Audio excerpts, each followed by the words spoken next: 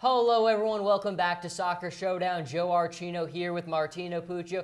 As always, and we usually like to go through the gauntlet, but this week all that matters is Champions League. And of course, how could we start anywhere else but FC Barcelona pulling off the greatest comeback maybe in the history of the sport? Martino, we talked about it. I asked you, could Barcelona make the comeback? I don't think any of us really believed that they could, but I mean, what can you say? 6-1, they got it done. Yeah, I mean, look, this was just as bad as PSG's fault as it was Barcelona coming back and winning this game, regardless of whatever referees' decisions were made. You let up 6 goals. 6 goals is inexcusable. Even 4 is kind of absurd. They didn't take advantage of the chances they had. Cavani bottled a couple easy ones. They've hit the post. They even got the one away goal that they needed, but it still wasn't enough. Giving up 6 goals is just something so unheard of. But the fact that Barcelona just kept its calm the whole time, there was never really a sense of urgency that they were getting things out of hand. So they just kept their cool. Neymar put in the penalty, put in the free kick, and then next thing you know, they had 6 up and they advanced into the next round. You talk about Neymar. Neymar said it was the best game of his life. Ivan Rakitic compared it to the Super Bowl. We kind of looked at Barcelona and we thought, man, this is kind of it for them. Maybe this will be the down in the dumps for the rest of their season. The timing of it couldn't be more interesting. Luis Enrique says he's stepping down at the end of the season. Can this win here propel them to the Champions League final? It helps, but I think they definitely have some things to work on because, like I was saying, PSG really didn't finish any of their chances. The teams that they're going to be playing in these next few games, you can't really expect that, and they definitely can't go down 4-0 in a game against another team in an away fixture. So I think they have a chance at it, obviously, because they just came back from 4-0, scored 6 goals. But I think the thing is they just need to take it one match at a time. And they're even playing great in the league now again too. They're in first place there after the Atletico win. So I think they got a real shot now. But I'm still sticking with Bayern for the time being. All smiles at FC Barcelona, not so much at Arsenal Football Club, who is in complete disarray right now. Fans protesting before their matchup against Bayern Munich. When it ended, it ended the way that the first leg started. They lose 5-1 in both, outscored 10-2 in both matches against Bayern Munich. Martino, I mean, right now the state of Arsenal is in complete disarray. Arsene Wenger seems to have lost control of his players. His players don't seem to be buying into him. None of the fans seem to be rallying around him. I mean, we talk about it time and time again, but is this it for Arsene Wenger? How many times can we say it? I think it is, and you hear it before the Champions League preview. They were talking about how it's just run its course at this point.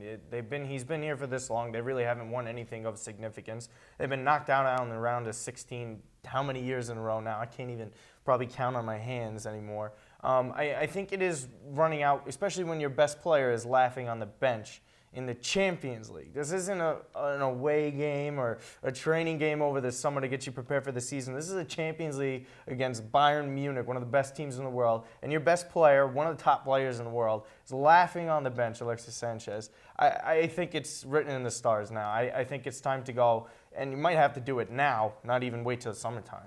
Look, there's not many options left for Arsenal, but a club that does have a ton of options right now is Real Madrid as they power past Napoli in the second league, defeating them 3-1. And look, the most dangerous man in the world, Martino, right now is unquestionably Sergio Ramos.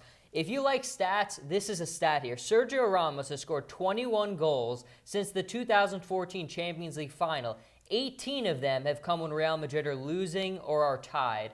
So I'll ask you, Martino, is he the heartbeat of this Real Madrid squad? I mean, you got to think so at this point. I mean, back in the 2014 final, when they played Atletico, he had that dagger of a goal, the header just to send it to overtime. And that's something you can't teach. It's intangibles, and you hear it all the time in sports. He's got the it factor. Although he's skeptical sometimes on defense, but sometimes if all Madrid does is have to get a corner kick just to give him a chance in the air, he's as dangerous as any player ever, not just now in current present day. So I think it's really impressive on how great he's been. Although Madrid's been a bit shaky, I think. It wasn't that convincing of a win for me. But at the same time, how could you just argue with that statistic you put up? Final word. Barcelona, we see them come back down 4-0. They score 6, they beat PSG. Sergio Ramos is the most dangerous man in the world. Both clubs right now eternal rivals in La Liga. In the Champions League competition this year, Moving forward, who do you think is a more dangerous side?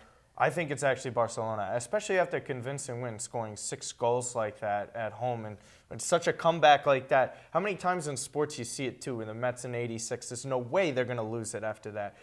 Even the Cardinals that one year in 2013. 2011. It's actually just incredible when a team wins like that. There's just no way that they think they can lose. It's just. They've been in the dumps. They were down 4-0. That's as bad as a spot you can be in, and they came back and won.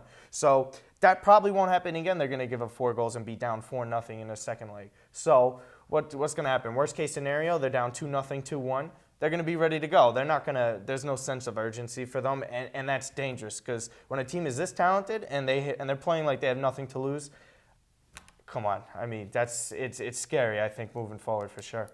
Unbreakable confidence from FC Barcelona. That is going to do it for us on Soccer Showdown, everyone. Joe Archino here with Martino Puccio. Thank you for listening, and as always, and we'll be back next time.